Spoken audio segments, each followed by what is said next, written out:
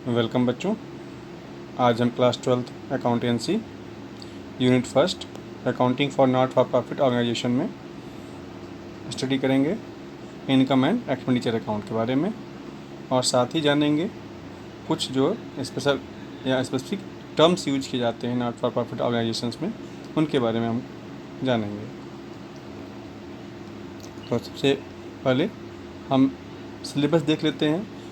फिर से एक बार सिलेबस आपको याद आ जाना चाहिए। सिलेबस में आपको देखना है कि इनकम एंड एक्सपेंडिचर अकाउंट में हमको क्या पढ़ना है। पिछले वीडियो में हमने पढ़ा था not for profit organisation receipt and payment account. Income and expenditure account में क्या देखना है हमको, इसके फीचर्स को, इसके प्रिपरेशन को, ठीक है ना। ध्यान रखना है कि दो चीज़ हमको सीखनी है, इसका फीचर्स और प्रिपरेशन। साथ ही हम ध्यान रखेंगे कि कुछ टर्म्स आएंगे, entrance, admission fees and general donations को हमें रेवेन्यू रिसिप्ट के रूप में लेना है, ठीक है ना। इसको हम आगे चलते हैं।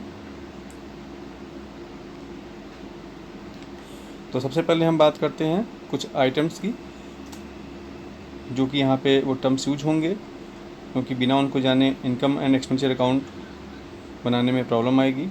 तो पहले हम उन आइटम्स को इंडिविजुअल डिस्कस कर लेते हैं कि क्या होते हैं, कौन कौन से आइटम्स हैं, देखते हैं। सबसे पहला आइटम है सब्सक्रिप्शंस, दूसरा आइटम है donations, then legacies, then life membership fees, entrance fees, sale of old asset, sale of periodicals, sale of sports materials, payments of honorarium, endowment fund, government grant and special funds. तो ये वो items हैं जो हमको बार बार not for profit organisation से accounting में मिलेंगे। पहले हम जान लेते हैं कि इनकी ये क्या चीज़ें हैं, इनको समझ लेते हैं, फिर हम चलते हैं इनकम एंड एक्सपेंडिचर अकाउंट तरफ। पहला आइटम है सब्सक्रिप्शन। सब्सक्रिप्शन एक फ़ीस होती है जो कि इन ऑर्गेनाइजेशंस के मेंबर के द्वारा पे की जाती है। जो नॉट फॉर प्रॉफिट ऑर्गेनाइजेशन होते हैं वो उनके सदस्यों के द्वारा चलाए जाते हैं, उनके मेंबर्स के द्वारा चलाए जाते हैं, और वो एनुअल बेस पर कुछ फ़ीस पे करते हैं, और इसी फ़ीस को हम बोलते हैं मेंबरशिप फ़ीस, ठीक है। और इस मेंबरशिप फ़ीस को ही हम सब्सक्रिप्शन बोला जाता है। दूसरी महत्वपूर्ण बात है कि subscription is the main source of income, है ना। ये ध्यान रखना है हमको कि ये नॉट फॉर प्रॉफिट ऑर्गेनाइजेशंस का मेन सोर्स ऑफ इनकम में सब्सक्रिप्शन आता है। अब चूँकि क्या है कि ये इनकम है, तो इस निश्चित तौर से ये इनकम एंड एक्सपेंडिचर के इनकम साइड में इसको दिखाना होगा हमें, ठीक है। तो सब्सक्रिप्शन क्या है, this is a fees paid bye the member on annual basis, this is the main source of income and it should be shown in the income side in the income and expenditure account.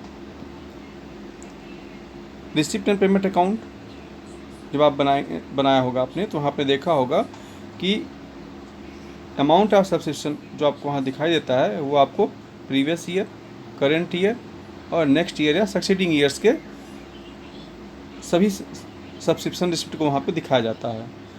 लेकिन यहाँ हमको ध्यान रखना होगा कि income and expenditure account में जो हम सब्सक्रिप्शन हमको वहाँ पे दिखाना है, शो करना है, वो केवल करेंट ईयर का या करेंट पीरियड का होना चाहिए, है ना। तो ये ध्यान रखना होगा।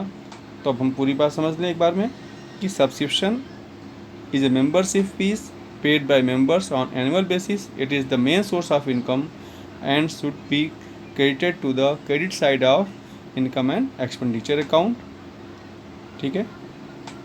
We have to record subscription only for the current period, okay. आगे चलते हैं। Second item is donation. Donation को हिंदी में दान भी आप बोलते हैं। तो डोनेशन होता क्या है, it is a sort of gift in cash और प्रॉपर्टी रिसीव्ड। कैश भी हो सकता है या फिर किसी प्रॉपर्टी के रूप में भी डोनेशन आपको रिसीव हो सकता है, नॉट फॉर प्रॉफिट ऑर्गेनाइजेशन के रूप में, फ्रॉम सम पर्सन और ऑर्गेनाइजेशन। इट कोई भी व्यक्ति डोनेट कर सकता है, कोई पर्सन हो सकता है, कोई ऑर्गेनाइजेशन हो सकता है, it appears in the receipt side. चूँकि डोनेशन आपको रिसीव हो रही है अगर, तो रिसिप्ट साइड में आएगी, ठीक है ना, आप रिसीवेंट पेमेंट। कई बार क्या होता है कि not for profit organisation donation का पेमेंट भी करते हैं, तो अगर पेमेंट किया गया है तो निश्चित तौर से पेमेंट साइड में आएगा, ठीक है। लेकिन अगर हम रिसीव कर रहे हैं डोनेशन को तो वो हमारे रिसिप्ट साइड में आएगा। तो यहाँ पे जो रिसिप्ट डोनेशन है उसकी बात हो रही है। अब ये डोनेशन आपका दो प्रकार का होता है, एक स्पेसिफिक डोनेशन और दूसरा जनरल डोनेशन। स्पेसिफिक डोनेशन क्या होगा, किसी स्पेशल काम के लिए होना है, और जनरल डोनेशन किसी भी काम के लिए जनरली हो आपको रिसीव होता है। इन दोनों का डिफरेंस है, उन डिफरेंस को देखते हैं। Specific donation is to be utilise to achieve specific purpose. ये ध्यान रखेंगे, इसका जो यूज होगा वो हमेशा स्पेसिफिक पर्पज़ के लिए यूज होना है, ठीक। जनरल डोनेशन बात करते हैं, तो दूसरा क्या है, चूँकि स्पेसिफिक डोनेशन है और ये स्पेशल पर्पज़ के लिए यूटिलाइज हो रहा है, इसका मतलब है इसको हमें कैपिटलाइज करना होगा, और कैपिटलाइज करने का मतलब इसको कहाँ ले जाना होगा हमें, बैलेंस शीट पर, ठीक। तो it should be shown on the liability side of the balance sheet. अब सवाल है इसको लाइबिलिटी क्यों मान रहे हैं। लाइबिलिटी इसको इसलिए माना जा रहा है क्योंकि ये हमको किसी स्पेशल पर्पज़ को पूरा करने के लिए दिया गया है, ठीक है ना, और स्पेशल पर्पज़ पूरा करने दिया गया, इसलिए जब तक पर्पज़ पूरा नहीं होगा तब तक क्या हमारी ये लाइबिलिटी है। और लाइबिलिटी है तो कहाँ से होगी, है बैलेंस शीट में, और कहाँ बैलेंस शीट के साइड जाएगी है, लाइबिलिटी साइड में सो जाएगी। तो specific donation is shown into the balance sheets liability side, ठीक है। This donations are used for the purpose for which they have received. Okay, अब चलते हैं दूसरी तरफ। दूसरा हमारा है जनरल डोनेशन। जनरल डोनेशन क्या है कि it is utilize to promote the general purpose of the organization. ये किसी विशेष पर्पज़ के लिए नहीं होता है डोनेशन। इस डोनेशन के अमाउंट को हम किसी भी काम में यूज कर सकते हैं जो सामान्य कार्य होते हैं, ठीक। अब ये क्या है, ये रेवेन्यू रिसिप्ट होती है। जैसे आपको बताया कि स्पेसिफिक डोनेशन जो होता है वो कैपिटल रिसिप्ट है, और जनरल डोनेशन क्या है, ये रेवेन्यू रिसिप्ट होती है। अब जब ये रेवेन्यू रिसिप्ट है तो कहाँ जानी चाहिए, ये रिसीव हो रहा है, इसका मतलब इनकम है तो ये इसको इनकम एंड एक्सपेंडिचर अकाउंट में जाना चाहिए। तो it should be shown in the income side of the income and expenditure account of the current year. Okay, तो फिर देखते हैं, एक बार इसको रिवाइज करते हैं। डोनेशंस किसे कहते हैं, sort of gift in cash और property received from any person और ऑर्गेनाइजेशन, ठीक है। डोनेशन कितने प्रकार का आपका होता है, specific donation and general donations. Specific donation किस लिए होते हैं, स्पेशल पर्पज़ के लिए होते हैं। जनरल डोनेशन किस लिए होते हैं, जनरल पर्पज़ के लिए होते हैं। स्पेसिफिक डोनेशन को कैपिटलाइज करना होता है, और कैपिटलाइज करने का मतलब इसको हमको बैलेंस शीट के लाइबिलिटी साइड में दिखाना पड़ेगा क्योंकि हमारी ये लाइबिलिटी है। जनरल डोनेशन क्या है, जनरल पर्पज़ यूज होते हैं, and these are revenue receipt. Revenue receipt हैं तो इनकम साइड दिखाना है, और कहाँ पर दिखाना है इनकम साइड में, इनकम एंड एक्सपेंडिचर अकाउंट में। ओके, अब इसमें एक चीज़ ध्यान रखिएगा कि CBSE ने क्या कहा है इसके बारे में कि as per CBSE curriculum general donation to be treated as revenue receipt. जब भी आपको जनरल डोनेशन मिलेगा आप उसको रेवेन्यू रिसिप्ट मानेंगे। इसका मतलब है रेवेन्यू रिसिप्ट का मतलब हो गया वो इनकम साइड में ही जाना है। एक्चुअली पहले क्या हुआ करता था कि क्लियर गाइडलाइन नहीं होने की वजह से इसमें कन्फ्यूजन होता था। जब जनरल डोनेशन की अमाउंट बहुत ज़्यादा होती थी, ह्यूज अमाउंट दिखती थी वहाँ पर, तो इसको कैपिटलाइज कर लिया जाता था, ठीक है। और स्मॉल अमाउंट होती थी तो उसको हम रेवेन्यू रिसिप्ट मानते थे। लेकिन अब क्लास 12th में CBSE ने आपके लिए इसको क्लियर कट कर दिया है कि जो है रेवेन्यू रिसिप्ट ही इसको मानना है। जनरल डोनेशन को हमेशा रेवेन्यू रिसिप्ट ही मान के आप लगाएंगे, तो इसको ध्यान रख लीजिएगा। आगे चलते हैं। नेक्स्ट टर्म है लीगेसीज। लीगेसीज को हम विल भी बोल सकते हैं, हिंदी में एक शब्द है वसीयत भी बोल सकते हैं। होता क्या है ये, it is the amount received as per the will of a deceased person. मतलब ये वो अमाउंट है जो हमको रिसीव हुई है, और ये रिसीव कैसे हुई है, कहाँ किससे रिसीव हुई है, डिसीज पर्सन से हुई है। और डिसीज पर्सन को कैसे दे रहा है, अपनी वसीयत के थ्रू, अपनी इच्छा के थ्रू या अपनी विल के थ्रू दे रहा है वो, ठीक है। तो it is the amount received as per the will of a decease person, है ना, इज़ नोन एज लीगेसीज, ठीक है। अब चूँकि रिसीव हुआ है तो कहाँ दिखाई दिया जाएगा, ये निश्चित तौर से रिसिप्ट साइड में आएगा, रिसिप्ट एंड पेमेंट अकाउंट के। लेकिन जब हम फाइनल अकाउंट्स में बनाएंगे आपका income and expenditure account balance sheet, तब इसको कहाँ ट्रीटमेंट कहाँ पर होना है, तो चूँकि ये क्या है, लीगेसी जो है हमको वन टाइम ही मिलती है वैसे, तो ये कहाँ जाना है, directly added to the capital fund या फिर general fund in the balance sheet. तो आप इसको जो है बैलेंस शीट में ही डायरेक्ट लेके चले जाएंगे। It is of non recurring nature, ध्यान रखिएगा, ये रिकरिंग नेचर की नहीं होती है। रिकरिंग मतलब जो घटना बार बार होती है, यानी इनको बार बार नहीं मिलती है साल हर साल, ठीक है ना, तो ये वन टाइम होती है, इसको बोला गया नॉन रिकरिंग नेचर। ठीक है, अब आगे ध्यान रखेंगे, अगर का फिर भी अगर लेगेसी बहुत ही स्मॉल अमाउंट की में हो, अगर बहुत छोटी अमाउंट लेगेसी मिल रहा है तो may be treated as income, तो इसको हम इनकम ट्रीट कर सकते हैं, and shown on the income side of income and expenditure account. अब यहाँ पे क्वेश्चन बन जाता है, एक क्वेश्चन आएगा कि हम इसको जब भी लेगेसी दिया जाए इसको हम क्या माने, है ना, ये क्वेश्चन माइंड में हमेशा कन्फ्यूजन क्रिएट करेगा। लेगेसी देने पर हम इसका क्या करें, इसको हम बैलेंस शीट में ले जाएँ या फिर इसको इनकम एक्सपेंडिचर ले जाएँ। तो क्या देखना होगा, पहले तो देखें कि क्वेश्चन में इंस्ट्रक्शन क्या दिया गया है ना।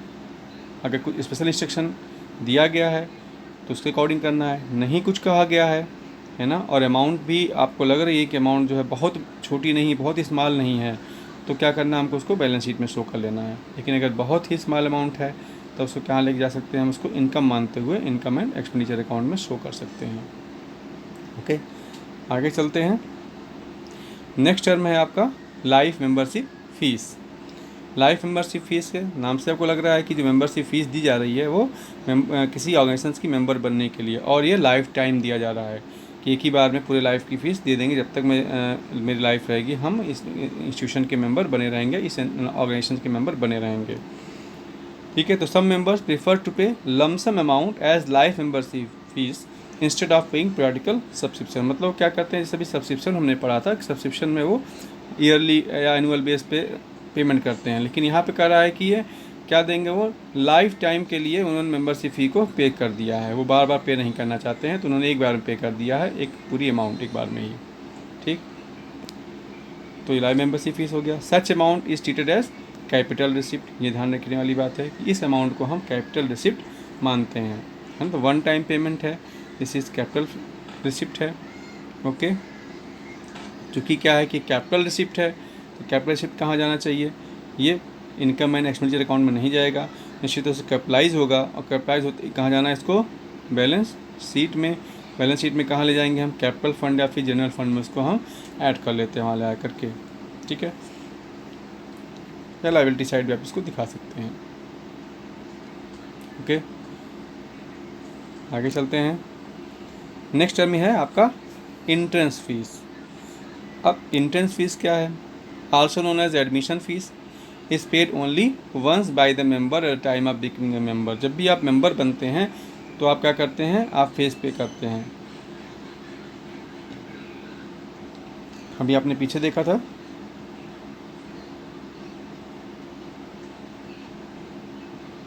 Life membership fees. ठीक है, अब आपके हमें क्या, अब क्या आपको दिख रहा है, इंट्रेंस फीस। तो जब भी आप किसी ऑर्गेनाइजेशन के मेंबर बनते हैं, ठीक है ना, उसमें आप जो फीस दे रहे होते हैं इसको हम बोलते हैं इंट्रेंस फीस बोला जाता है, या इसको एडमिशन फीस बोलते हैं। और ये क्या है, this is paid only once, केवल एक बार दिया जाएगा ये, और किस समय दिया जाता है, जब आप उसके मेंबर बन रहे होते हैं। समान रूप से ऐसा होता है कुछ ऑर्गेनाइजेशंस के लिए। अभी आप इसका और देखेंगे, तो in case of organization like club, है ना, club and some charitable institutions limited and the amount of entrance fees is quite high, उनकी जो फीस होती है इंट्रेंस फीस बहुत ही ज़्यादा होती है। ठीक है, तो इट इज़ ट्रीटेड, इसलिए क्या मानते हैं, और वन टाइम लेते हैं तो क्या कहते हैं, इसको हम नॉन रिकरिंग आइटम बोलते हैं। अब जब नॉन रिकरिंग आइटम हो गया तो कहाँ जाना है, इसको बैलेंस शीट में जाना है, और कहाँ क्रेडिट करना होगा हमको, कैपिटल फंड में या फिर जनरल फंड में इसको मिलाकर क्रेडिट कर देते हैं हम।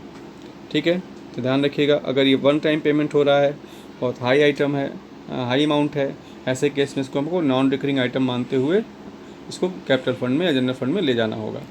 लेकिन कभी कभी क्या होता है, सम ऑर्गेनाइजेशंस के लिए लाइक एजुकेशनल इंस्टीट्यूशंस हो गए, है ना, entrance fees is a regular income, क्योंकि यहाँ पे तो ये हर साल जो है ये आता रहता है, ये है ना, हर साल नए लोग पेमेंट मांगते रहते हैं हर साल, तो इसमें क्या हुआ गया, ये रेगुलर इनकम बन जाती है। इस केस में क्या करना है, रेगुलर इनकम बन गई तो इसको क्या हमको ट्रीट करना होता है, रेवेन्यू रिसिप्ट में। ठीक है, और रेवेन्यू रिसिप्ट ट्रीट करेंगे तो कहाँ जाएगा ये, फिर ये चला जाएगा इनकम एंड एक्सपेंडिचर अकाउंट में। ठीक है, तो इसको income and expenditure account transfer कर लेते हैं। तो अब यहाँ पर दो बातें आपके सामने आ गई। अब यहाँ पे कन्फ्यूजन शुरू होता है फिर कि इसको हम इसको हम क्या माने, इसको हम कैपिटल फंड माने या फिर इसको कैपिटलाइज करें या फिर इसको रेवेन्यू रिसिप्ट मान लें। तो इसके बारे में बिल्कुल क्लियर कर आपको इंस्ट्रक्शन दे दिया गया सिलेबस में। सीबीएसई ने कहा है कि जो है entrance fees, admission fees are to be treated as revenue receipt. आप इसको हमेशा रेवेन्यू रिसिप्ट ही मानेंगे, यानी सेकेंड पॉइंट जो है इस अकॉर्डिंग आपको काम करना है क्वेश्चन में, फर्स्ट पॉइंट आपके लिए नहीं है। तो याद रखेंगे कि एंट्रेंस फीस क्या होगा आपका, हमेशा रेवेन्यू रिसिप्ट कही जाएगी। आगे चलते हैं, sale of old assets. Not for profit organizations या कोई भी ऑर्गेनाइजेशन को उनको रन करने के लिए हमको एसेट्स की जरूरत पड़ती है, फिक्स एसेट्स की भी और करंट एसेट्स की। तो जो फिक्स एसेट्स पुरानी हो जाती हैं उसको हम फिर क्या करते हैं, उसको हम सेल कर देते हैं, ठीक है ना। तो उसको जब हम सेल करते हैं तो उससे कुछ पैसा हमको रिसीव होता है, ठीक है ना। तो उसको बोलते हैं हम receipt from the sale of an old assets. अब चूंकि रिसिप्ट है, एसेट को सेल करने से पैसा कहाँ आप रिकॉर्ड कहाँ करोगे, अगर फर्स्ट टाइम सेल होगा तो जब सेल होगा आपको एसेट तो उसको रिकॉर्ड करते हैं रिसिप्ट एंड पेमेंट अकाउंट में of the year in which it is sold. जिस साल वो बेची जाती है, अगर उस साल को कैश रिसीव हो गया है तो आप उसी साल उसमें रिसिप्ट एंड पेमेंट अकाउंट में शो कर लेंगे, ठीक है।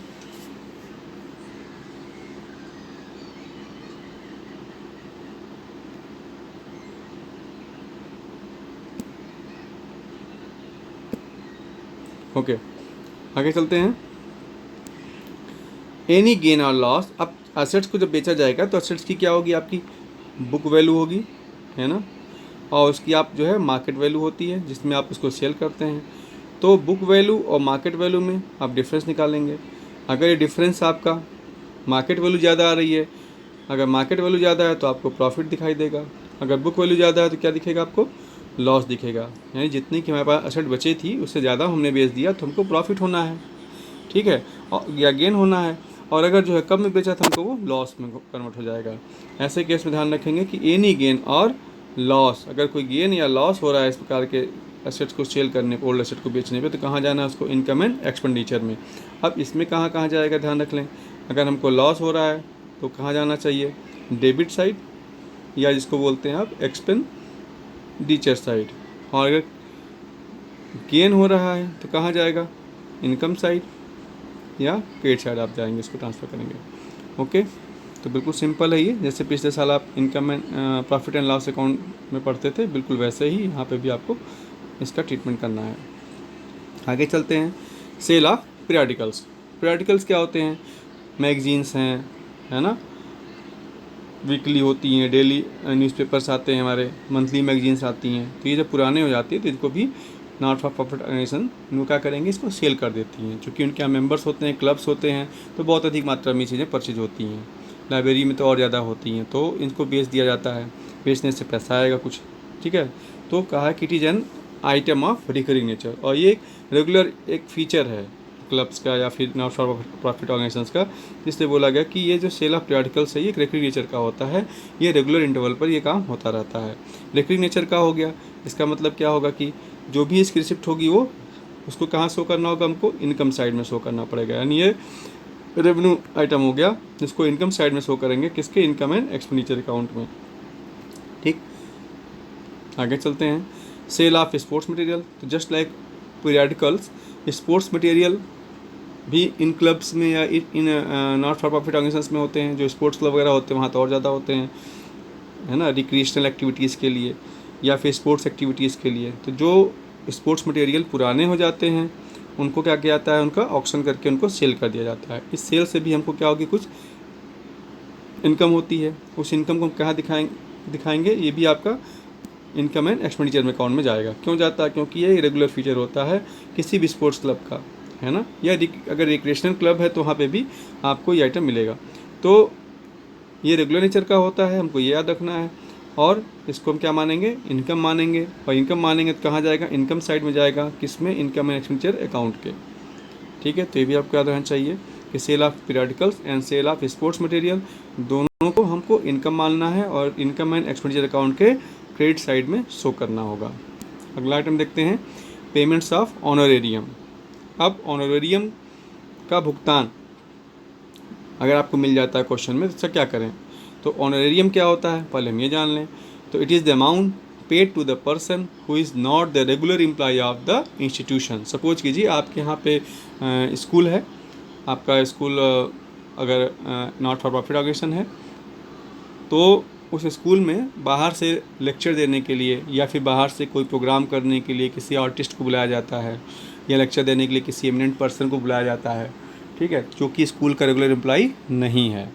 ऐसे केस में उसको as a token of honour आप उसको उसकी फ़ीस पे करते हैं और उसी फीस को हम बोलते हैं ऑनरेरियम, ठीक है। तो it is amount pay to the person who is not the regular employee of the institution, है ना। और पे क्यों कर रहे हैं? क्योंकि उसकी हम सर्विस अवेल कर रहे हैं, उसके स्पेशलाइजेशन को हम लेंगे। जैसे एग्जांपल दिया, payment to an artist for giving performance at the club, अब या फिर payment to an expert from outside the organization for his service और लेक्चर।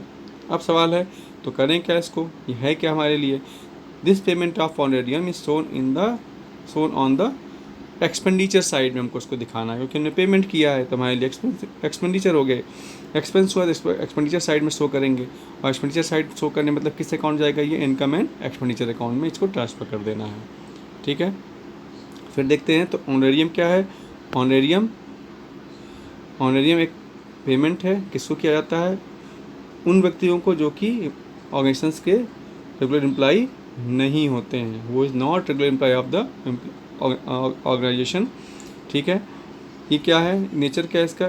एक्सपेंस सही है तो इसको एक्सपेंडिचर साइड में जाएगा, इनकम एंड एक्सपेंडिचर अकाउंट के।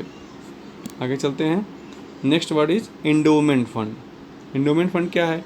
It is a fund arising from a bequest और गिफ्ट, है ना। आपको किसी ने गिफ्ट के रूप में दिया है, एज पर अपनी इच्छा से आपको दिया है, ठीक है, डोनेट किया, तो क्या है? The income of which is devoted for a specific purpose, और इसका उद्देश्य क्या होगा? किसी स्पेशल पर्पज़ के लिए दिया जाता है ये, ठीक। आगे क्या है? It is a capital receipt. चूँकि ये स्पेशल पर्पज़ के लिए कोई वर्ड आ गया, आप स्पेशल पर्पज़ के लिए दिया गया, इसका मतलब है क्या है? ये कैपिटल रिसिप्ट हो गई है, क्योंकि जब तक को पर्पज़ पूरा नहीं होगा तब तक ये लाइबिलिटी बनी रहेगी।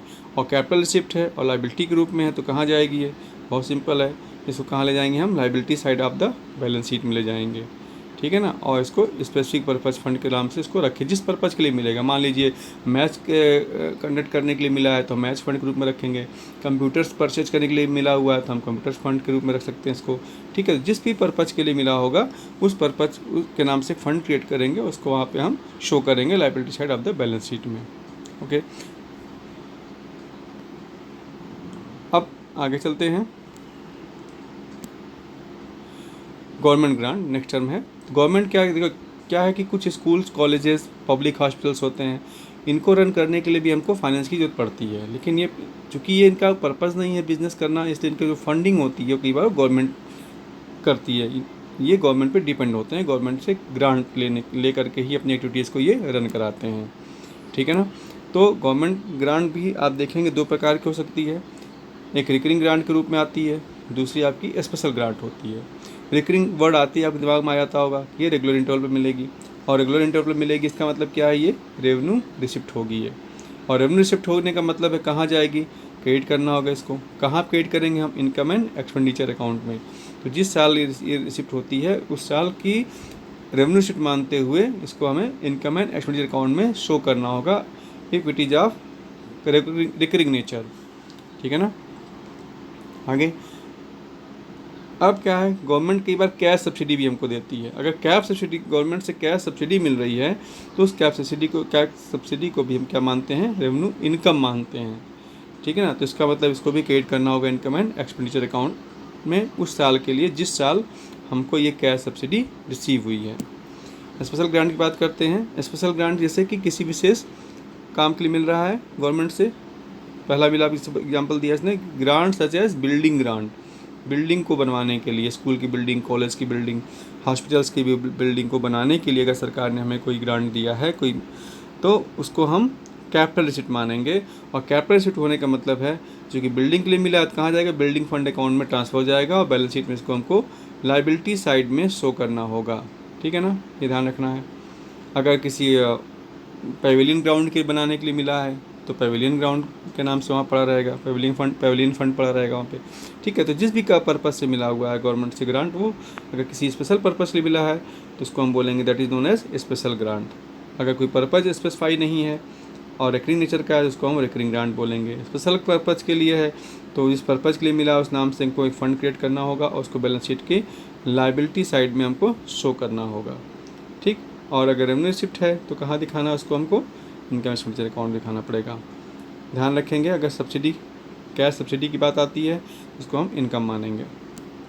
आगे चलते हैं, स्पेशल फ़ंड की बात करते हैं कि कई बार क्या होता है कि जो नॉट फॉर प्रॉफिट ऑर्गेनाइजेशन होते हैं अपने विशेष काम या गतिविधियों के लिए, एक्टिविटीज़ के या पर्पज़ के लिए क्या करते हैं, वो कुछ फ़ंड क्रिएट करके रखते हैं, उनको हम स्पेशल फ़ंड बोलते हैं, ठीक है। ये क्या क्या हो सकते हैं, जैसे प्राइज़ फ़ंड हो सकता है, प्राइज़ डिस्ट्रीब्यूशन के लिए बनाया जाता है।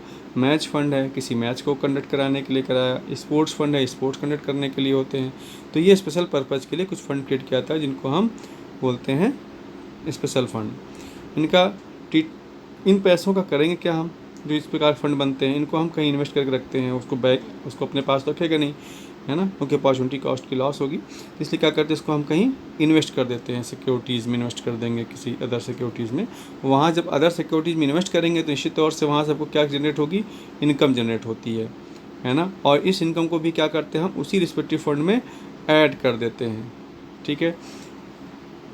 तो इसका मतलब हमने क्या सीखा, स्पेशल फ़ंड को क्या करना होता है, हमें स्पेशल फ़ंड को ये इन्वेस्ट करते हैं। और इन्वेस्ट करने का मतलब हुआ कि इसके बाद जब इन्वेस्टमेंट करेंगे तो इस पर क्या मिलने वाला है, इस पर इनकम होगी, ठीक। और इस इनकम को भी क्या करेंगे, इसी में ऐड कर देते हैं, उसी फंड में, यानी स्पेशल फ़ंड प्लस उसकी इनकम दोनों जोड़ देंगे तो ये अमाउंट फिर और ज़्यादा रेज कर जाती है, ठीक। तो ध्यान रखना ये।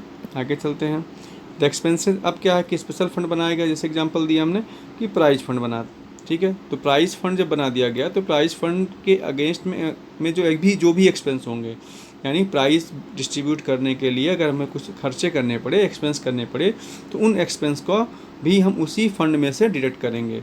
यानी आपके पास अगर प्राइस फंड है तो प्राइस फंड के एक्सपेंस को आप इसी में से लेस करेंगे, प्राइस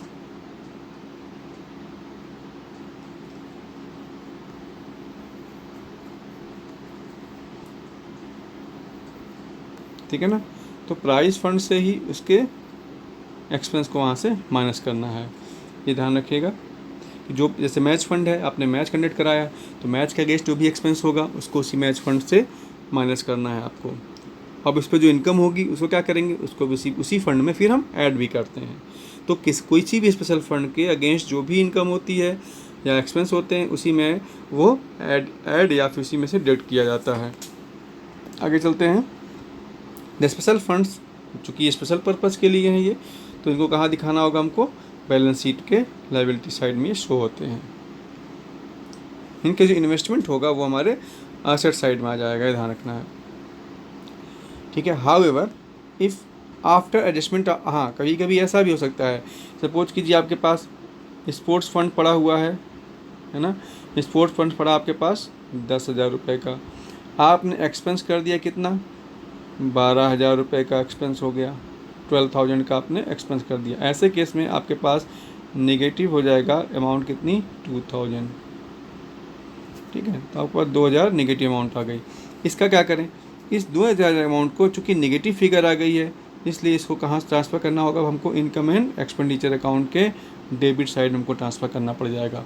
यानी ये 2,000 की जो शॉर्टेज हो रही है उस फंड में, उस पैसे को हम अपने इनकम एंड एक्सपेंडिचर अकाउंट से मीट आउट करेंगे, इसलिए इसको वहाँ पे डेबिट करना होगा। ये ध्यान रखिएगा, ये इम्पोर्टेंट पॉइंट है ना। कि फिर से इसको बता देता हूँ, अगर इम्पोर्टेंट पॉइंट है, ध्यान रखिएगा कि अगर किसी भी फंड के अगेंस्ट में कोई एक्सपेंस होता है और वो एक्सपेंस उस फंड की अमाउंट से एक्सीड कर जाता है, यानी फंड के अगेंस्ट में जो भी इसमें से एक्सपेंस होगा, ये एक्सपेंस अगर सरप्लस हो गया, एक्सेस हो गया, तो इस एक्सेस एक्सपेंस को कहाँ हम ट्रांसफ़र करते हैं, फिर debit side of the income and expenditure account. Examples बताया आपको, सपोज कि प्राइस फंड के लिए आपके पास कितना रुपया था, आपके पास 1,000, आपने टोटल एक्सपेंस कितना कर दिया 1,100, इसका मतलब है आप नेगेटिव में चले गए कितने, 100 रुपीज़। ये 100 रुपीज़ कहाँ जाएगा, debit side of the income and expenditure account. Okay, I think आपको क्लियर हो गया होगा। आगे चलते हैं, अब बात करते हैं हम इनकम एंड एक्सपेंडिचर अकाउंट। इतनी बातें डिस्कस, इतने टर्म्स आपको ध्यान रखने होंगे, इनका ट्रीटमेंट कैसे करते हैं। अभी इन हर एक आइटम्स का कैलकुलेशन भी आपको अगले वीडियो में बताया जाएगा। अभी आपको सिर्फ फॉर्मेट बताया जा रहा है और सिंपल क्वेश्चन आप यहाँ से लगा भी सकते हैं, और टिपिकल क्वेश्चन कुछ मिलेंगे जिसमें इनका अभी ट्रीटमेंट आएगा, कैलकुलेशन भी आएगा, जैसे सब्सक्रिप्शन है उसका भी ट्रीटमेंट आएगा, तो उसमें बात करेंगे बाद में। अभी इनकम एंड एक्सपेंडिचर अकाउंट देखते हैं। इनकम एक्सपेंडिचर अकाउंट के बारे में कहा गया कि it is the summary of income and expenditure, यानी पूरे अकाउंटिंग पीरियड के दौरान जितने भी इनकम हुई हैं और जितने भी एक्सपेंडिचर उसके समरी होता है ये। ठीक, आगे it includes only revenue items, ये ध्यान रखना होगा, इसमें कोई भी कैपिटल आइटम इसमें शामिल नहीं होगा, रेवेन्यू आइटम ही केवल इसमें शामिल होंगे, यानी रेवेन्यू इनकम होंगी और रेवेन्यू एक्सपेंडिचर होंगे इसमें, यही दो आइटम इसमें शामिल होते हैं। और वो भी कौन से ईयर के, ऑफ द करेंट ईयर, या फिर करेंट पीरियड के ही इनकम और एक्सपेंडिचर को शामिल करना है, ये ध्यान रखना होगा। ठीक है, आगे चलते हैं। द नेट ऑपरेटिंग रिजल्ट, इसमें से अब इनकम एंड एक्सपेंडिचर अकाउंट जब बनाएंगे तो इससे जो हमको रिजल्ट मिलने वाला है, जैसे प्रॉफिट एंड लॉस अकाउंट बनाते थे तो वहाँ से हमको प्रॉफिट मिलता था या तो लॉस वहाँ से कैलकुलेट होता था। यहाँ से क्या पता चलेगा, या तो हमको सरप्लस आएगा, ठीक है, या तो हमको क्या आने वाली है, डेफिसिट, या तो सरप्लस मिलेगा या तो हमको डेफिसिट में यहाँ से कैलकुलेट होकर के निकलेगा। सरप्लस कब आएगा, जब आपकी इनकम जो है एक्सपेंडिचर से ओवर हो जाए। ठीक, और डेफिसिट कब होगा, इसका उल्टा है जस्ट, डेफिसिट कब होगा, जब एक्सपेंडिचर इनकम से ओवर हो जाए। ठीक है ना, तो excess of income over expenditure will result into surplus and excess of expenditure over income will result into deficit. यहाँ पे प्रॉफिट एंड लॉस, प्रॉफिट जगह सरप्लस टर्म यूज करते हैं। आपको फर्स्ट वीडियो में जब रिसिप्ट एंड पेमेंट अकाउंट बनाया गया था और एनपीओ बताया गया था तो उसमें आपको क्लियर किया गया था। आगे चलते हैं। इनकम एंड एक्सपेंडिचर अकाउंट बनाने के लिए आपको बहुत परेशान होने की जरूरत नहीं है, यदि आप टर्म्स को समझ जाते हैं। अभी जो प्रीवियस में हमने स्पेसिफिक टर्म्स के बारे में आपको बताए हैं, उनका कैलकुलेशन भी आप सीख जाएंगे जब, तो आपके लिए बहुत सिंपल होगा। बिल्कुल ये इतना सिंपल है जैसे कि आपने profit and loss account last year class 11 में बनाया था, तो ये प्रॉफिट एंड लॉस अकाउंट के ही सिमिलर है, उसमें ज़्यादा कोई चेंज नहीं है ना। और क्या रखना है कि ध्यान हमको कि एक्रूअल बेस पे बनाना है। एक्रूअल बेस आप समझ रहे होंगे कि हमको करंट ईयर के ही इनकम, रेवेन्यू इनकम और रेवेन्यू एक्सपेंडिचर को लेकर के बनाना है, चाहे वो एक्चुअल में पेमेंट हुए हों या रिसीव हुए हों या ना हुए हों, है ना, ध्यान रखना होगा। आगे चलते हैं इनकम एक्सपेंडिचर अकाउंट बारे में कुछ और। तो अब इनकम एंड एक्सपेंडिचर अकाउंट से जो आपने क्या निकाला था, आपने सरप्लस, तो सरप्लस का क्या करें, या फिर डेफिसिट आई होगी, इसको ट्रांसफ़र कहाँ करेंगे हम, कैपिटल फंड में ट्रांसफ़र कर देते हैं। सरप्लस होगा, सरप्लस क्या होता है, प्लस हो जाता है, डेफिसिट क्या होगी, वहाँ जा कर के माइनस हो जाती है ना। और कैपिटल फंड कहाँ से होगा, बैलेंस शीट में। तो इनकम एंड एक्सपेंडिचर अकाउंट से जो कैलकुलेटेड सरप्लस होता है उसको हम बैलेंस शीट में ले जाते हैं, बैलेंस शीट में कैपिटल फंड में प्लस कर देते हैं, है ना। If there is a deficit in income and expenditure account it will be transfer to the balance sheet, है ना, and it will be deducted from the capital fund. Income and expense account prepared on accrual basis, आपको बता दिया। Prepared with the help of receipt and payment account with, देखिए जैसे profit and loss account आप बनाते थे तो profit and loss accounts में आपको एडिशनल इन्फॉर्मेशन दी जाती थी, इसको आप हम एडजस्टमेंट्स बोलते थे। उसी प्रकार से यहाँ पर भी आपको इनकम एंड एक्सपेंडिचर अकाउंट जो बनाएंगे हम, इसके लिए आपको ट्रायल बैलेंस नहीं मिलेगा, हमको किस अकाउंट के बेस पे बनाना होगा, वो रिसिप्ट एंड पेमेंट अकाउंट के बेस पे बनेगा। और साथ ही साथ हमको ध्यान रखना होगा वहाँ पे कुछ एडिशनल इन्फॉर्मेशन या एडजस्टमेंट दिए जाएंगे, उनको ध्यान रखते हुए हमको इनकम एंड एक्सपेंडिचर अकाउंट को बनाना होगा। यानी हमें क्या लेना है, रिसिप्ट, हमको रिसिप्ट एंड पेमेंट अकाउंट आपको क्वेश्चन में दिया जाएगा, इसके साथ साथ कुछ एडिशनल इन्फॉर्मेशंस भी दी जाएंगी, इनको एडजस्ट करते हुए हम एक्रूअल बेस का फॉलो करते हुए क्या बनाएंगे, हम income and expenditure account prepare करेंगे। ओके, आगे चलते हैं। ये हमने एक्सट्रैक्ट लिया है रिसिप्ट एंड पेमेंट अकाउंट का, ये रिसिप्ट साइड, पेमेंट साइड, ठीक है ना। ये आपको पहले वीडियो में बताया गया था कि receipt and payment account balance से opening balance of cash in hand and cash at bank से स्टार्ट होता है, और closing balance of cash in hand और कैश एट बैंक से क्लोज होता है। अगर बैंक ओवरड्राफ्ट है तो आपका स्टार्टिंग क्रेडिट साइड से होगी बैंक के लिए, और क्लोजिंग भी अगर ओवरड्राफ्ट है तो डेबिट रिसिप्ट साइड से इसका बैलेंस निकलेगा। आगे चलते हैं। अब रिसिप्ट एंड पेमेंट अकाउंट में हम क्या शो, रिसिप्ट साइड में क्या शो करते हैं, ऑल कैश रिसिप्ट, जितने भी आपकी कैश रिसिप्ट होती हैं इसमें सब आता है, irrespective of the period, whether it belongs to previous year, current year और सक्सीडिंग ईयर। किसी भी साल से जुड़ी हुई रिसिप्ट होती है तो आप रिसिप्ट एंड पेमेंट अकाउंट में उसको रिसिप्ट साइड में दिखाते हैं, है ना। और चाहे वो कैपिटल नेचर की हो या फिर क्या है वो रेवेन्यू नेचर की, इसको हमने पहले वीडियो में पढ़ लिया है। इसी तरह से same all cash payments whether relates to previous year, current year और सक्सीडिंग ईयर्स, है ना, वेदर ऑफ कैपिटल नेचर और revenue nature will be recorded into the receipt and payment side, ये भी यहाँ पे रिकॉर्ड होगा। तो अब इसी के बेस पर हमको क्या बनाना होगा, income and expenditure account. Income and expenditure account बताया गया कि किसका ध्यान रखना है हमको, करंट ईयर का ध्यान रखना है और रेवेन्यू का ध्यान रखना है। दूसरा क्या रखना है ध्यान, कि ऑल कैश तो है ही है, प्लस हमको यहाँ पर कैश के अलावा देखना होगा कि जो हमारे एक्रूड हैं, है ना, एक्रूअल बेस का फॉलो करना होगा। आगे देखते हैं। तो इनकम एंड एक्सपेंडिचर अकाउंट का लेफ्ट हैंड साइड आपका एक्सपेंडिचर कहलाता है, राइट हैंड साइड आपका इनकम को डायरेक्ट लिखने के लिए होती है। इसको आप डेबिट साइड बोल सकते हो, ये आपको क्रेडिट साइड हो गया, ठीक। डेबिट साइड देख रहे होंगे आप कि ऑल एक्सपेंसेस आपके रिकॉर्ड होंगे, है ना, और कौन की, चाहे वो पेड हुए हैं एक्चुअल में या फिर वो अभी ड्यू है पेमेंट करना, यानी आउटस्टैंडिंग है, ठीक है। और ये किससे रिलेट होने चाहिए, ये करंट ईयर के ही होने चाहिए और रेवेन्यू नेचर के होने चाहिए। इसको आप इस साइड रिकॉर्ड करेंगे। ये कहाँ मिलेगा आपको ये सारे आइटम, ये आपको सारे आइटम मिल जाते हैं रिसिप्ट एंड पेमेंट अकाउंट से ही आपको मिल जाएंगे, ठीक।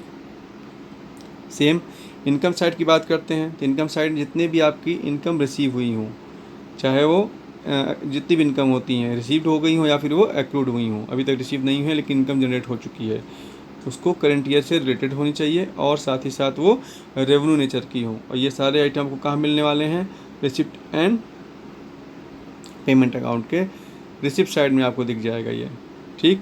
और इसी तरह से एक्सपेंडिचर कहाँ मिलेगा, रिसिप्ट एंड पेमेंट अकाउंट के पेमेंट साइड में मिल जाएगा।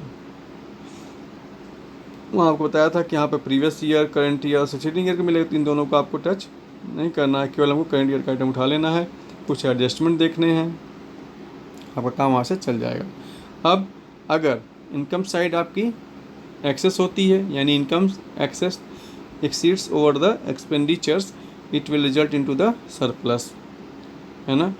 इसका उल्टा बात करते हैं, if expenses increases to the exceeds to the income, it will result into the deficit, तो आपको डेफिसिट हो जाएगा।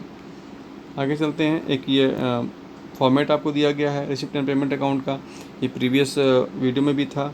ओपनिंग बैलेंस सारे आइटम्स आपके रिसिप्ट साइड के सारे दिए गए हैं, ऐसे ही आपका आप उस वीडियो देखिएगा, आपको क्लियर होगा। अब चूँकि क्या कि यहाँ से सारे आइटम को हमको पिकअप करने हैं और ये जितने रिसिप्ट साइड है ये रिसीव हुआ है तो या तो क्या होगा, ये इनकम को शो कर रहा होगा या फिर इसमें कैपिटल नेचर का होगा या फिर ये रेवेन्यू नेचर का होगा। अब यहाँ से क्या करना, हमको इनकम को उठाना है कौन से, रेवेन्यू नेचर को, और साथ ही क्या ध्यान रखना है हमको, करंट ईयर को ध्यान रखना है।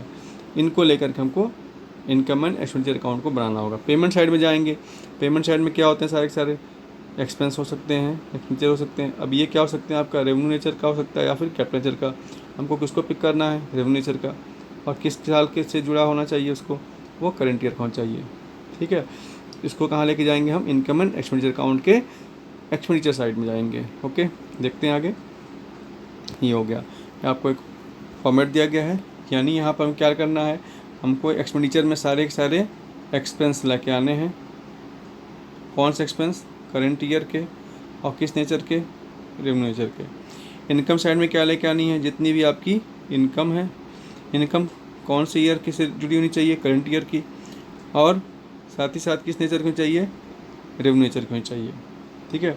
अब करंट ईयर की जुड़ी होगी तो होता है कि कैश भी कुछ हो और कुछ आपका एक्रूड भी हो। ऐसे ही पेमेंट की बात करें एक्सपेंस के, तो ये भी आपका कैश पेमेंट भी हो सकता है या फिर आपका अभी ड्यू होगा, इसको बोलते हैं आप आउटस्टैंडिंग भी हो सकता है। तो ये सारे आइटम आपको यहाँ पर लेके आने होंगे रिसिप्ट एंड पेमेंट अकाउंट से एडजस्टमेंट का ध्यान रखते हुए। आगे चलते हैं, फॉर्मेट देखते हैं। इसका फॉर्मेट आपका ये है, receipt and income and expenditure account for the year ended. Debit side is expenditure side, to consumable materials, material आपने कितना कंज्यूम किया।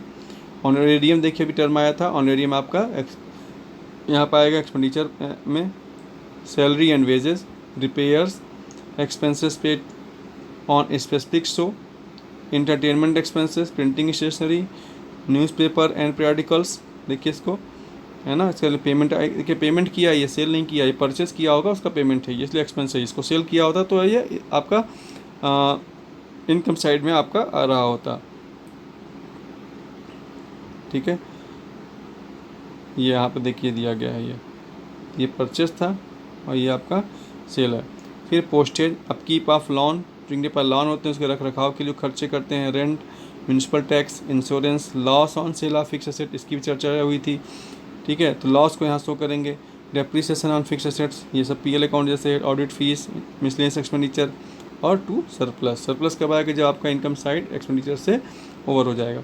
तो ये कोई वैसा आइटम नहीं है जो आपको समझ नहीं आ रहा होगा अब, है ना। ऐसे ही चलते हैं इनकम साइड में, subscription, this is the main source of income paid by the members, है ना, बाय ग्रांट, गवर्नमेंट ग्रांट्स यहाँ पर आ गया होगा।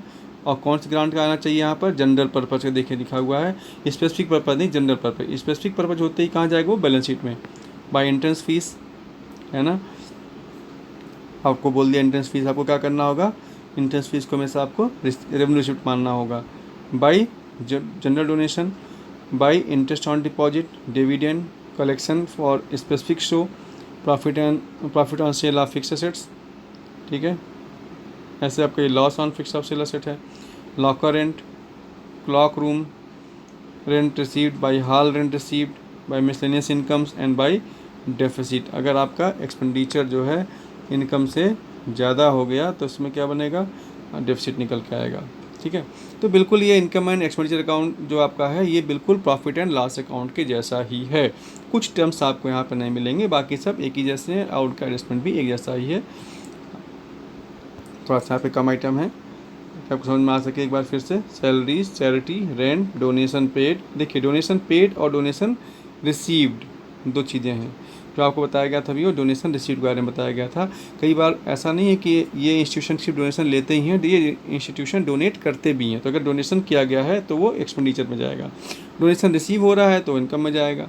अब डोनेशन भी आपको बताया दो प्रकार के, जनरल डोनेशन और स्पेसिफिक डोनेशन।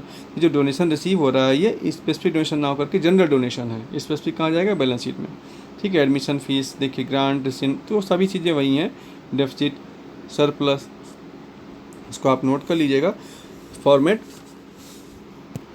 आगे चलते हैं, अब कुछ हम डिस्कस करेंगे। देखिए इसी साल 2020 में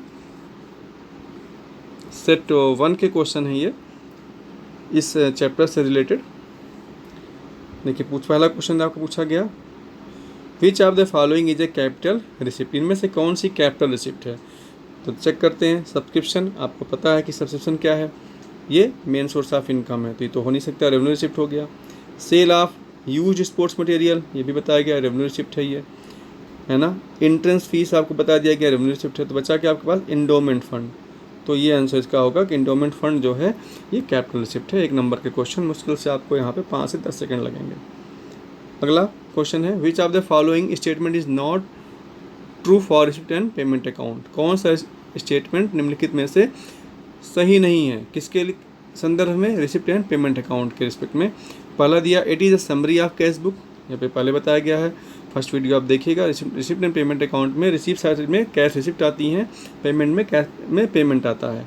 ठीक है, तो इसका मतलब कैश बुक का ये समरी होता है, ये सही है। दूसरा, it records receipt and payment of revenue nature only. अब देखिए ये वाला गलत हो रहा है, क्योंकि है ना, तो बी वाला ऑप्शन आप लिखेंगे, इसमें बी ऑप्शन आपके लिए आंसर होगा, क्योंकि ये सिर्फ और सिर्फ रेवेन्यू नेचर को रिकॉर्ड नहीं करता है, रेवेन्यू के साथ साथ ये कैपिटल नेचर को भी रिकॉर्ड करता है। ठीक है, फिर आगे देख लेते हैं। The receipt and payment account में रिलेट टू करेंट प्रीसीडिंग और सक्सीडिंग, ये बिल्कुल सही है। Depreciation is not shown in it, ये भी बिल्कुल सही। डिप्रिसिएशन कहाँ जाता है, इनकम एंड एक्सपेंडिचर में जाता है, ये भी बात सही है। यानी यहाँ पे ए सी डी सही है। और क्वेश्चन में ध्यान रखिएगा क्या पूछा है, इट इज़ नॉट ट्रू, इसका मतलब ए ट्रू है, सी ट्रू है, डी और डी ऑप्शन ट्रू है, तो केवल बी ऑप्शन जो आपका है वही नहीं ट्रू है। आगे चलते हैं, और ये क्वेश्चन आपके लिए रहेगा। From the following particulars relating to Shivam ji charitable society prepare receipt payment account for the year ending 31 March 19। आपको ओपनिंग बैलेंस ऑफ कैश दिया गया है, cash in hand, cash at bank, subscription कितना आपको रिसीव हुआ है उसके बारे में बता दिया गया है। Donation for building 2,90,000, miscellaneous expenses 98,000, locker rent आपको रिसीव हुआ 32,000 एंड इंटरेस्ट फीस हुआ 41,000। तो आप रिसिप्ट एंड पेमेंट अकाउंट बनाइएगा और कमेंट बॉक्स में इसका आंसर हमको दीजिएगा, फिर मैं इसका एक्चुअल आंसर बताऊँगा आपको। और रिसिप्ट एंड पेमेंट अकाउंट यदि आपको नहीं बनाना आता है तो रिसिप्ट एंड पेमेंट अकाउंट के लिए आप हमारा फर्स्ट इसमें आपको क्लियर बताया गया है। अगला क्वेश्चन देखते हैं। तो इसलिए क्वेश्चन के ऑप्शनल ऑप्शन है, उसमें ऑप्शन दिया गया या तो आप उसको लगाइए या तो आपको इससे क्या बनाना है, अमाउंट ऑफ मेडिसिन कंज्यूम निकालना है कि आपने पूरे साल के दौरान इस नॉट फॉर प्रॉफिट ऑर्गेनाइजेशन जो है इसने कितना मेडिसिन कंज्यूम किया हुआ है। तो इसके लिए payment for purchase of medicine दिया गया, क्रेडिटर्स दिए गए हैं, opening creditors and closing creditors दिया गया है, stock opening stock closing stock of medicine दिया गया है ना, ओपनिंग स्टॉक ऑफ सप्लाई उसमें कितना था, एडवांस ऑन क्लोजिंग एडवांस दिया गया। इनको ध्यान में रखते हुए आपको निकालना होगा। इसको हम चर्चा करेंगे नेक्स्ट वीडियो में, एक एक आइटम को लेते जाएंगे और उनके कैलकुलेशन के बारे में बात करते जाएंगे। फिलहाल आप क्लास करेंगे, अच्छा रहेगा। आगे चलते हैं, या इसी का ये ऑप्शन दिया गया, सेम क्वेश्चन है ना। फिर आगे ये 4 मार्क्स का क्वेश्चन आया था इस साल, इसमें दिया गया है from the given receipt and payment account and additional information of friends club for the year ended 31 March 19 prepare income and expenditure account for the year 31 March 19। 31 मार्च 2019 के लिए आपको इनकम एंड एक्सपेंडिचर अकाउंट बनाने को बोला गया है। इस प्रश्न में रिसिप्ट एंड पेमेंट अकाउंट आपको दिया गया है। तो रिसिप्ट एंड पेमेंट अकाउंट और साथ साथ आपको दी गई हैं एडिशनल इन्फॉर्मेशन जिसके बारे में बात किया गया था। और सिलेबस में भी देखिए क्लियर कट कहा गया था कि आपका 3 से 4 एडजस्टमेंट्स ही मैक्सिमम होंगे, वो भी सब्सक्रिप्शन से जुड़े हैं या मटेरियल कंज्यूम से जुड़े होते हैं। तो आपके वही देखिए यहाँ पर दिए गए हैं, तीन एडजस्टमेंट दिए गए हैं। पहला एडजस्टमेंट्स आपका जो भी है वो आपके सब्सक्रिप्शन से जुड़े हुए हैं, है ना, सैलरी, और दूसरा क्लब एक सब्सक्रिप्शन हो गया, डेप्रिसिएशन हो गया, है ना। तो इनसे जुड़े हुए आपके बैलेंस ये दिया गया है। इनको ध्यान रखते हुए आपको क्या बनाना है, इनकम एंड एक्सपेंडिचर अकाउंट आपको प्रिपेयर करना है। तो आप प्रयास करिएगा, है ना, बिल्कुल प्रॉफिट एंड लॉस अकाउंट के जैसा ही है। आपको अभी यहाँ पर समस्या आ सकती है कि आप सब्सक्रिप्शन का कैलकुलेशन कैसे करेंगे, है ना। बाकी मेरे ख्याल से इसमें डेप्रिसिएशन निकालना आपके लिए आसान है। अगर आपने लास्ट ईयर ध्यान से पढ़ाई की है तो क्लास 11th के, तो आप डेप्रिसिएशन वगैरह निकाल सकते हैं। तो इसके लिए हम अगले वीडियो में बात करेंगे कैसे सब्सक्रिप्शन का कैलकुलेशन किया जाता है करेंट ईयर का। Okay, thank you for watching the video.